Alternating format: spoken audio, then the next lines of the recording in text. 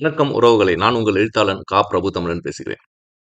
இன்னைக்கு நம்ம மதுரை காஞ்சியினுடைய வரிகள்ல 14 முதல் 23வது வரி வரை பார்க்க போறோம். இதன் தலைப்பு செயற்கை செழிப்பு நிலை. மதுரை காஞ்சி சங்க இலக்கியங்களில் 10 பாட்டு நூலின் 6வது நூலாகும். இதன் ஆசிரியர் மாங்குடி மருதனார்.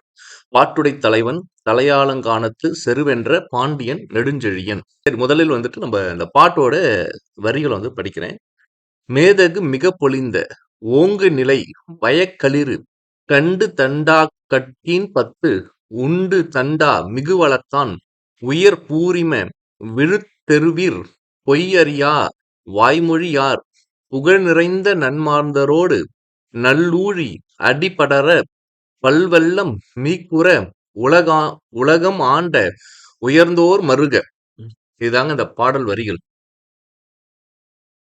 இதுல பாத்தீங்கன்னா பாண்டிய தேசத்தினுடைய வளங்களை சொல்றாங்க. அதை ஒப்பிட்டு அந்த அரசர் எவ்வளவு செல்வ செழிப்போடு இருக்கிறார் அப்படின்றத அந்த பாடலுடைய விளக்கம். முதல் பாடல் பாண்டிய தேசம் எப்படி இயற்கை வளமோடு இருந்து சொல்றோம். இப்ப பாண்டிய மன்னன், பாண்டியனுடைய குலம், அவங்களுடைய தேசம் ஏன் எப்படி இவ்வளவு செழிப்பா இருக்குன்றதுக்கான ஒரு உவமை தான் இந்த பாடல். இதன் பொருள் பாத்தீங்கன்னா, கண்டு மாளாத களிறு, அக்களிறு உண்டு மாளாத வளம், தெருவெல்லாம் பூரிப்பு, பொய் பேச தெரியாமல் உண்மையே பேசும் மக்கள், அவர்கள் உலகம் புகழும் நன்மக்கள். இப்படிப்பட்ட மக்கள் வாழும் நல்ல ஊழி காலம் வெள்ளம் என்னும் எண்ணளவினை கொண்ட ஊழி காலம்.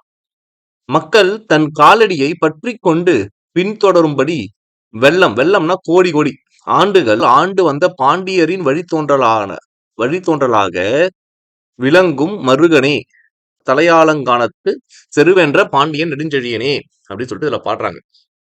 வெள்ளம்னா கோடி கோடிக்குன்னு அர்த்தங்க. இதுல தெருவெல்லாம் பூரிப்புன்றது அந்த மதுரை மாநகரின் கூடல் நகரத்தினுடைய தெருக்களை விவரிக்கிறாங்க.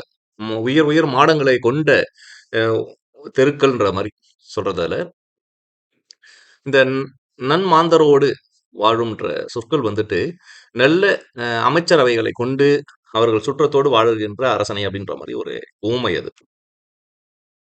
இந்த பாடல் மிக சிறியதுதான், இருந்தாலும் ஒரு நல்ல ஒரு செய்தியை கொடுக்குது.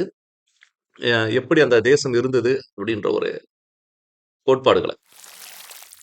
அகத்தியரின் வழிவந்த சான்றோன், அது அடுத்த வீடியோல நம்ம பார்ப்போம். நன்றி மக்களை, வணக்கம். லைக் பண்ணுங்க, சப்ஸ்கிரைப் பண்ணுங்க.